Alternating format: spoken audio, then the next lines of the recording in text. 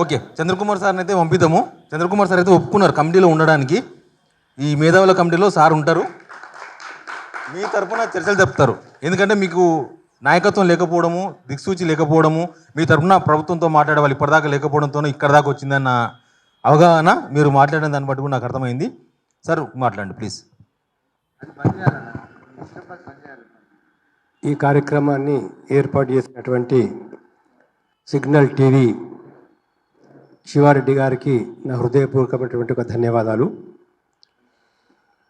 సభలో ఉన్నటువంటి పెద్దలు గౌరవనీయులు ప్రొఫెసర్ హరగోపాల్ గారు, ప్రొఫెసర్ వినోద్ కుమార్ గారు, ప్రొఫెసర్ మురళీమోహన్ గారు, మిత్రులు తెలంగాణ విఠల్ గారు, ఇతర పెద్దలు అందరూ కూడా ప్రతి ఒక్కరికి కూడా పేరు పేరున నమస్కారాలు.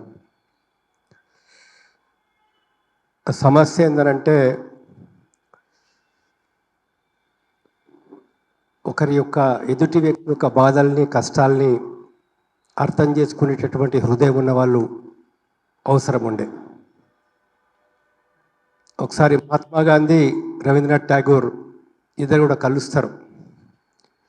ఠాగూర్ ఏం చేస్తుంటే సాయంత్రం పూట సూర్యుని చూపించి, సూర్యుడు ఎంత అందంగా అస్తమిస్తున్నాడు, ఆకాశం వైపు చూడండి ఎంత రంగురంగులుగా ఉన్నాయి, ఆ రంగులు నీళ్ళ మీద పడి ఎట్లా మెరుస్తున్నాయి చూడండి, ప్రకృతి అందాలు చూడండి అని చెప్పేసి ఠాగూర్ చెప్తాడు. మహాత్మా గాంధీ ఒకటి అంటాడు, నా దేశంలో ఇప్పటికీ కోట్లాది మంది ప్రజలకు కట్టుకోవడానికి బట్టలు లేవు, తినడానికి తిండి లేదు, అవగాహన లేదు, వాళ్ళందరూ అన్ని కష్టాలు పడతా ఉంటే నేను ఈ ప్రకృతి అందాలు చూసి ఎట్లా ఆనందించాలని చెప్పేసి చెప్తారన్నట్లు. అక్కడ ఇంకో సందర్భం నన్ను చాలా ప్రభావితం చేసినటువంటిది ఏంటంటే, వివేకానంద స్వామి రామకృష్ణ పరమహంస దగ్గరికి పోయిన తర్వాత నాకు కూడా ఒక సమాధి స్థితిని ఇవ్వండి అని చెప్పేసి చాలా రోజుల నుంచి అడుగుతాడు. సరే, చివరకు ఈయన చాలా పట్టుబట్టి ప్రయత్నం చేయడం వల్ల రామకృష్ణ పరమహంస ఆయనకు కొద్దిగా సమాధి స్థితిని ఇస్తాడు.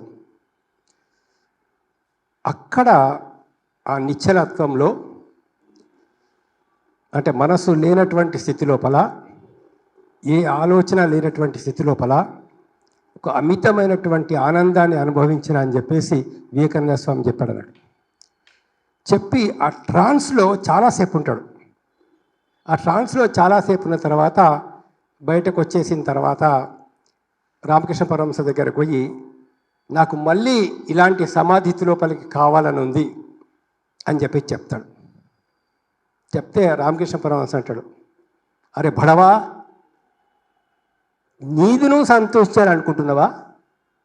నువ్వు పుట్టింది నువ్వు ఒక్కడో ఆనందంగా ఉండాలనుకుంటున్నావా? అందుకోసం కాదురా నీకు ఇచ్చింది, నువ్వు చేయాల్సినటువంటి పనులు చాలా ఉన్నాయి కాబట్టి నీకు ఆ దారి నీది కాదు అని చెప్పి చెప్తున్నాడు. ఈ విషయాలు ఎందుకు చెప్తున్నా అంటే,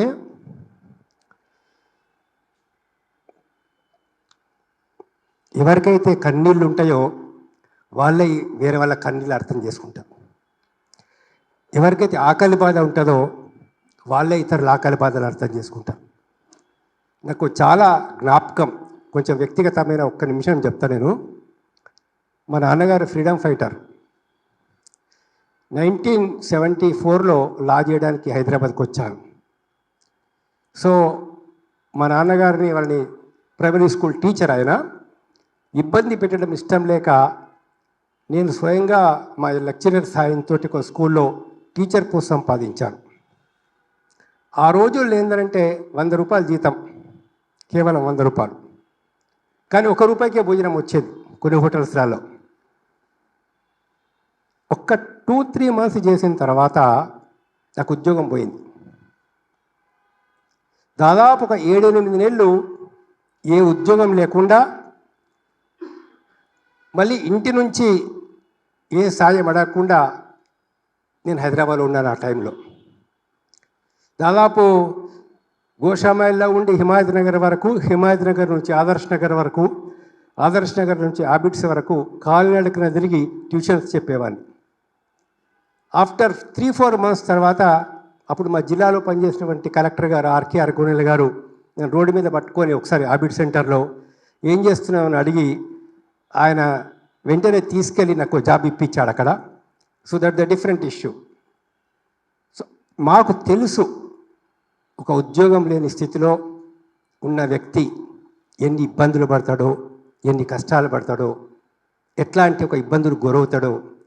ఆ సమాజం నుంచి మేము వచ్చినాం కాబట్టి ఈరోజు మేము రేవంత్ రెడ్డి గారితో, ఇక్కడ ఉన్న ప్రభుత్వ పెద్దలతో, లేదా ప్రభుత్వంతో, కోదండరాం లాంటి వాళ్ళతో రిక్వెస్ట్ చేస్తున్నాం, ప్రార్థిస్తున్నాం.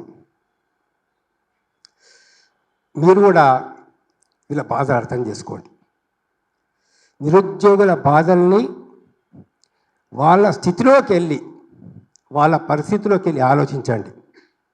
ఆలోచించి ఫస్ట్ గవర్నమెంట్తో చేస్తున్నటువంటి ఒక రిక్వెస్ట్ ఏంటంటే, since you have made it a promise, మీరు ఒక ప్రామిస్ చేశారు కాబట్టి, మీరు చిక్కడపల్లిలో ఉన్నప్పుడు నిరుద్యోగుల సమావేశం జరుగుతున్నప్పుడు ఒక నిరుద్యోగ క్యాలెండర్ను ఒక విడుదల చేశారు మీరు.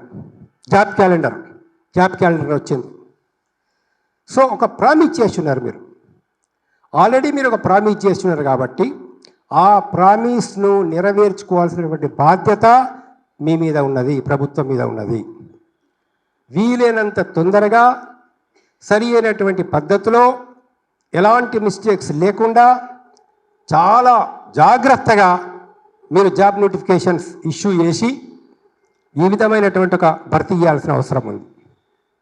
ఇకపోతే 1:50 ఉండాలన్నా, 1:100 ఉండాలన్నా అనేటటువంటి ఇష్యూల మీద మా రిక్వెస్ట్ ఏంటంటే, ఇక్కడ ఉండేటటువంటి కొన్ని నిరుద్యోగ ప్రతినిధుల నుంచి కనీసం కొద్ది మందినైనా, ఒక 5-6 మందినన్నా ప్రభుత్వం వాళ్ళు పిలుచుకొని, చైర్మన్ గారు టీఎస్పీసీ ఉండొచ్చు, లేకపోతే కన్సర్న్ మినిస్టర్స్ కావచ్చు, అవకాశం ఉంటే రేవంత్ రెడ్డి గారు కూడా కావచ్చు, వీళ్ళందరూ కూడా కోదండరాం గారు, రేవంత్ రెడ్డి గారు, మిగతా వాళ్ళు, ఆకునూరు మురళి, బలమూరు అనే పేరేంటిది, వాళ్ళందరూ కూడా కూర్చొని ఒక దగ్గర మీకు ఒక 2 hours టైం ఇచ్చి, ఇప్పుడైతే మీరు మాట్లాడినారో ఆ విధంగా ప్రభుత్వం మీతో చర్చలు జరపాలని చెప్పేసి ప్రభుత్వానికి విజ్ఞప్తి చేస్తున్నా.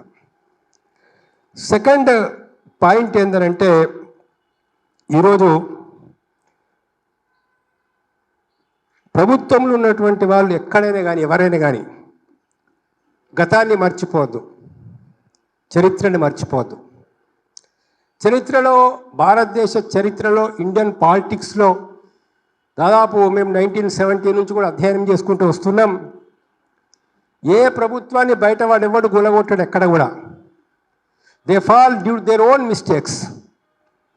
ఎవ్రీవేర్, ఎక్కడైనా కానీ అక్కడ ఉన్నటువంటి వాళ్ళు చేస్తున్న పొరపాటు వల్లనే పోయే పరిస్థితులు ఉంటాయి, కానీ ఇంకెవరు చేసేటటువంటి వాటి వల్ల కాదు.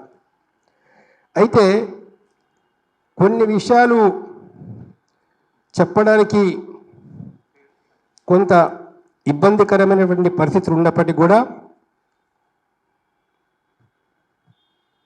ఒక్క సినిమాలో ఒక సీన్ ఉండే, అది నాకు జ్ఞాపకంకి వస్తుంది అన్నాడు. ఒక సినిమాలో ఒక విలన్ ఏం చేస్తాడనంటే, వాడు కూడా ఒక రాజకీయ నాయకుడు ఇంకొక మంచి నిజాయితీనటువంటి రాజకీయ నాయకుడిని చంపేస్తాడు. చంపించేసి తర్వాత ఆయన్నే వచ్చి ఏడ్చుకుంటూ ఆ శవం మీద పడి ఓ సీన్.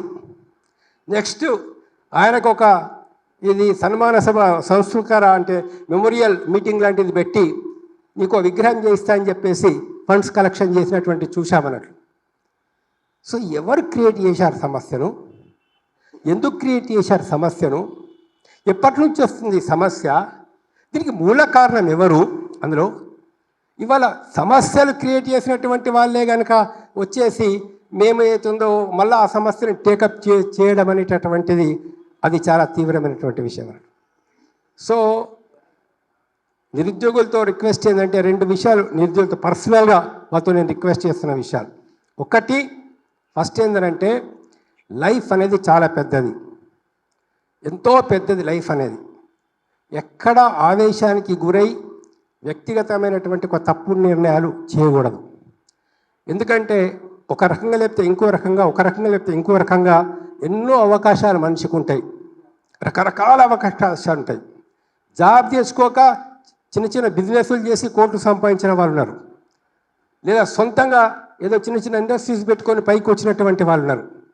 జాబ్స్ ఓకే, కొట్టేస్తే జాబ్ కొట్టదని మేము అంటే మేము కూడా కాంపిటేటివ్ ఎగ్జామినేషన్స్ రాసి రకరకాల ఎగ్జామ్స్ రాసి కొన్ని సక్సెస్ అయినాం, కొన్ని ఫెయిల్ అయినాం. అల్టిమేట్గా 93లో డైరెక్ట్ సెలక్షన్లో మేము సెలెక్ట్ అయిపోయినాం జిల్లా జడ్జిగా. That is the different issue. But life is a struggle. కాబట్టి ఒక్క దగ్గర ఫెయిల్ అయిపోయినంత మాత్రాన, ఒక దగ్గర జారి పడ్డంత మాత్రాన లైఫ్ మొత్తం పోయినట్లు కాదు. అది మీరు ఆలోచించుకోవాలా. చాలా పెద్దది లైఫ్. ఎందుకంటే మీ ఒక్కరే బాధపడేవాళ్ళు కాదు, ఎంటైర్ సొసైటీ బాధపడుతున్నది. రైతులు ఆత్మహత్యలు చేసుకుంటున్నారు, చేతి వృత్తుల వాళ్ళు పనులు కోల్పోతున్నారు, వడ్రంగి వాళ్ళకు పని పోయింది, బంగారు పని చేసే వాళ్ళకి పని పోయింది.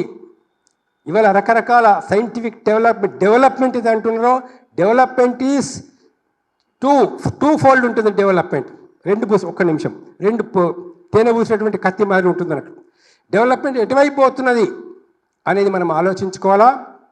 There are so many other things. ఇవాళ సంవత్సరానికి 2 కోట్ల జాబ్ ఇస్తామన్న వాళ్ళు ఉన్నారు భారతదేశం లోపల. సంవత్సరానికి 2 కోట్ల జాబ్ ఇస్తున్నటువంటి వాళ్ళు ఇచ్చారా జాబ్సో? దేశంలో 80 లక్షల కోట్ల బ్లాక్ మనీ ఉంది, బయటకు తీసుకొస్తామని చెప్పినటువంటి వాళ్ళు ఉన్నారు. 80 లక్షల కోట్ల బ్లాక్ మనీ ఏమైనా బయటకు వచ్చిందా? ఇవాళ 60 లక్షల కోట్ల బ్లాక్ మనీ కనుక బయటకు వస్తే 60 లక్షల మంది నిరుద్యోగులకు ఉద్యోగాలు ఇవ్వచ్చు. What is economic policy? ఏం చేస్తున్నాం మనం? ఎవరికి బెనిఫిట్ అవుతుంది ఎకనామిక్ పాలసీ ఈ దేశం లోపల? ఎవరి పాలసీ ఎడబోతున్నది ఈ దేశం లోపల? ఇవాళ అధికారంలోకి వచ్చినారు, 50,000 ఖర్చు పెట్టి మనం ఒక పని చేయాలా? ఇది అవుటర్ రింగ్ రోడ్ వేయడం అంత అవసరమా? చాలా విషయాలు నేను మాట్లాడాలంటే. కాబట్టి అది కాదు ఇక్కడ సమస్య. బాధను అర్థం చేసుకొని ఈ బాధలకు పరిష్కారానికి మార్గానికి దారికి రావాలా. ప్రభుత్వానికి కూడా ఒక విజ్ఞప్తి చేస్తాను. మేము ఎవరైనా కావచ్చు అధికారులు ఉన్న వాళ్ళు, ఇవాళ కోదండరామ్ లాంటి వాళ్ళ బాధ్యత ఉన్నది. మీరు వెళ్ళి మాట్లాడండి. I hope you will properly respond. Sir కూడా ఉన్నారు, హరగోపాల్ గారు. వాళ్ళిద్దరు తలుచుకుంటే వెళ్ళి మాట్లాడి మనకు దారి చూపిస్తారు. కాబట్టి ఏతుందో ఒకటి, we are always with you and will be with you forever. I am here. నాకు కొంచెం ఏజ్ ప్రాబ్లం, కొద్ది హెల్త్ ప్రాబ్లమ్స్ ఇష్యూస్ ఉన్నప్పటికీ కూడా స్టిల్ ఇవాళ వచ్చా మీ దగ్గరికి, మీతో మాట్లాడుతున్నాం. మీకు ఏ ఇష్యూ వచ్చినా, ఏ సమస్య వచ్చినా, ఈవెన్ వ్యక్తిగతమైనటువంటి ఇష్యూస్ కూడా you can always come to me and discuss with me. అయితే అధ్యయనం చేయకుండా, హృదయపూర్వకంగా ఆలోచించకుండా, మనసుతో ఆలోచించకుండా, విచక్షణ లేకుండా తొందరపాటు నిర్ణయాల మట్టుకు తీసుకోవాలి. Thank you very much sir. చాలా మంచి సందేశం ఇచ్చారు. మీకు మేమున్నా అనే ధైర్యం ఇచ్చిండ్రు. నిజంగా మీ ఎంట తెలంగాణ సమాజం ఉంటుంది, వీళ్ళంతా ఉంటారు. మనం కమిటీ కూడా వేయబోతున్నాం నెక్స్ట్.